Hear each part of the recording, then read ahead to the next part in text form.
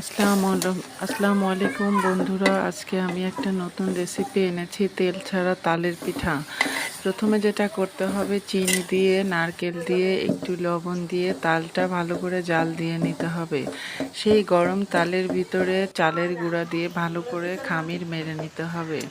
খামিরটা মেরে নেওয়ার পরে তোমরা এটা নামিয়ে ভালো করে হাত দিয়ে এটা মেখে নেবে। মেখে হাতের উপরে লম্বা লম্বা করে একটু পিঠাগুলো বানিয়ে নিবে।